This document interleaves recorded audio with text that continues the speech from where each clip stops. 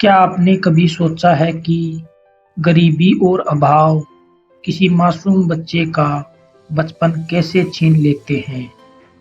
एक 4-5 साल का बच्चा जिसके पैरों में जूते नहीं है, जिसकी जेब में सिर्फ 3 पैसे हैं, वह मेले में जाकर खिलौने और मिठाइयाँ नहीं खरीदता। वह अपनी बूढ़ी दादी के लिए लोहे का एक चिमटा खरीदता है। नमस्कार दोस्तों, बोध पल्स पर आपका स्वागत है।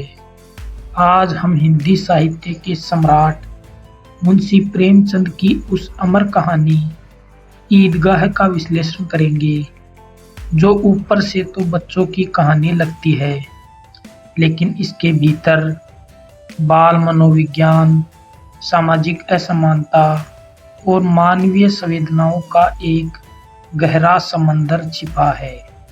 आज हम परीक्षा के लिए जरूरी सभी महत्वपूर्ण तथ्यों के साथ समझेंगे कि प्रेमचंद ने हामिद के माध्यम से समाज के किस सच को हमारे सामने रखा है। कहानी की शुरुआत होती है रमजान के 30 रोजों के बाद आई ईद से।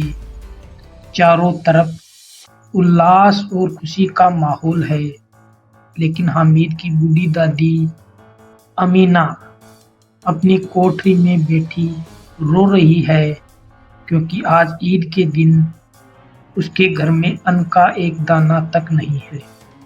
दूसरी तरफ हामिद के माता पिता भले ही इस दुनिया में नहीं है, लेकिन हामिद पूरी तरह प्रसन्न और बेफिक्र है।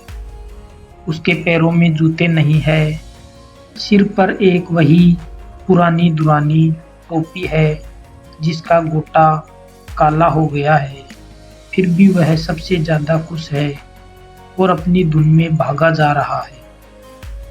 अब जरा यहाँ उन मुख्य तथ्यों को देखिए जो परीक्षाओं में अक्सर पूछे जाते हैं। प्रेमचंद जी लिखते हैं कि गांव की से ईदगाह की दूरी पूरी 3 कोस है। अमीना का दिल कचोट रहा है। इतनी चिलचिलाती धूप में बिना जूतों के यह नन्ही सी जान 3 कोस पैदल कैसे चलेगी। घर की आर्थिक स्थिति इतनी कमजोर है कि अमीना के पास सिर्फ 5 पैसे बचे हैं, जो उसने 3 अलग अलग थैलियों में रखे हैं। 3 पैसे हामिद के पास हैं और 2 पैसे अमीना के बटुए में। यानी इस गरीब परिवार की कुल बिसात सिर्फ 8 पैसे की है। दूसरी तरफ हामिद, जो हामिद के दोस्त मेले में जा रहे हैं, उनके पास भी पैसों की कोई कमी नहीं है। महमूद के पास कुल 12 पैसे हैं और मोहसिन के पास कुल 15 पैसे हैं। अभाव और संपन्नता का यह अंतर हामिद को बचपन में ही जीवन के सबसे बड़े व्यावहारिक संघर्ष का सामने खड़ा कर देता है। 3 कोस की पैदल यात्रा के बाद जब बच्चे शहर के करीब ईदगाह पहुंचते हैं, तो वहां की रौनक देखकर दंग रह जाते हैं। नमाज खत्म होने के बाद सभी बच्चे चरखियों और झूलों का आनंद लेते हैं। महमूद, मोहसिन, नूरे और समी इन घोड़ों और ऊंटों पर बैठकर आनंद लेते हैं, लेकिन हामिद दूर खड़ा देख रहा है, क्योंकि वह अपने 3 पैसों को एक चक्कर में बर्बाद नहीं करना चाहता। इसके बाद बच्चे खिलौनों की दुकान की तरफ बढ़ते हैं। यहाँ से परीक्षा के लिए सबसे जरूरी तथ्य शुरू होते हैं, जिन्हें आपको याद रखना चाहिए। हर खिलौने की कीमत 2-2 पैसे है। हामिद के दोस्त अपनी अपनी पसंद के मिट्टी के खिलौने खरीदते हैं। महमूद 2 पैसे में खाकी वर्दी और लाल पगड़ी वाला सिपाही खरीदता है। मोहसिन को कमर पर मस्क रखे हुए बिस्ती पसंद आया। नूरे को काले चोगे और सफेद अचकन वाला वकील पसंद है। और सम्मी 2 पैसे खर्च करके एक धोबिन खरीदता है। हामिद के पास कुल 3 पैसे हैं, इसलिए वह इन मिट्टी के खिलौनों को सिर्फ दूर से देखता है। खिलौनों के बाद बच्चे मिठाइयों की दुकान पर जाते हैं, जहां रेवड़ियां, गुलाब जामुन और सोहन हलवे बिक रहे हैं। मोहसिन हामिद को चिढ़ाकर रेवड़ी खुद खा जाता है, लेकिन हामिद का मन अडिग रहता है। तभी हामिद की नजर एक लोहे की दुकान पर पड़ती है। उसे याद आता है कि उसकी दादी तवे से रोटियां उतारती है तो उनकी अंगुलियां जल जाती हैं।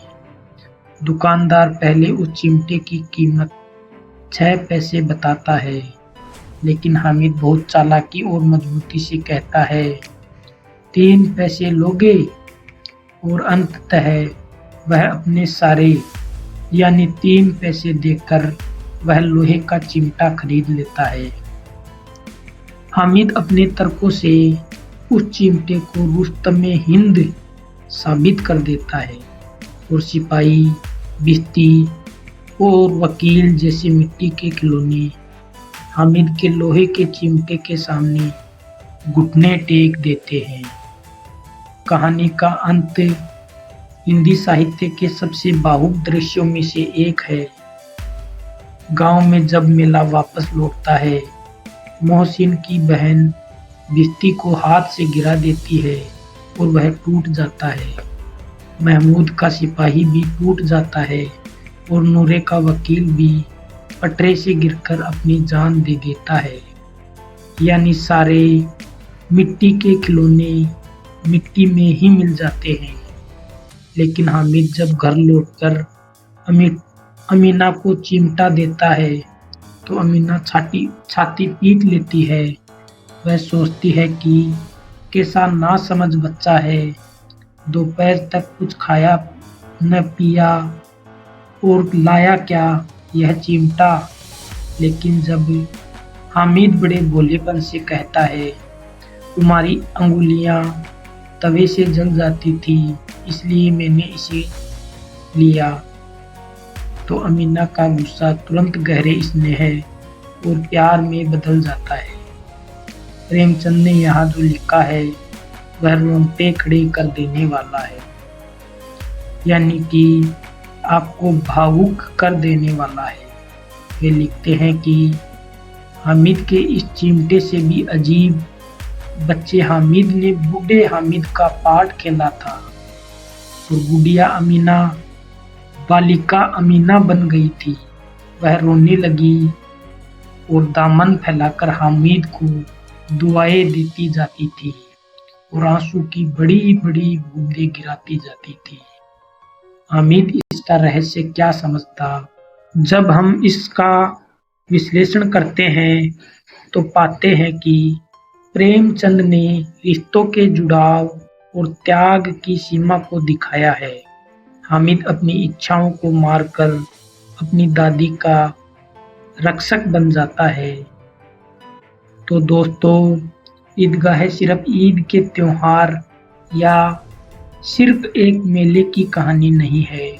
यह कहानी हमें बाल मनोविज्ञान का वह व्यावहारिक रूप दिखाती है जो बड़े बड़े सिद्धांतों में नहीं मिलता। यह कहानी आज के दौर में भी उतनी ही प्रासंगिक है, जो हमें सिखाती है कि बाजार के इस दौर में असली खुशी दूसरे के दर्द को समझने में है। रिक्शा के दृष्टिकोण से इसके मुख्य पात्र हैं हामिद, अमीना, महमूद, मोहसिन, नूरे और समी।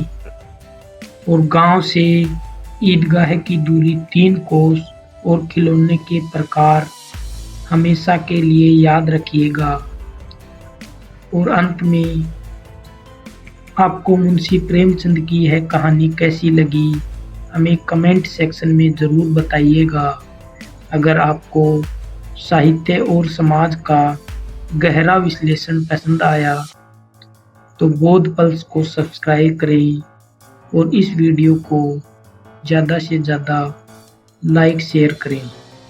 जल्द ही मिलते हैं किसी अन्य रचना के गहरे विश्लेषण के साथ। तब तक के लिए नमस्कार। जय हिंद, जय भारत।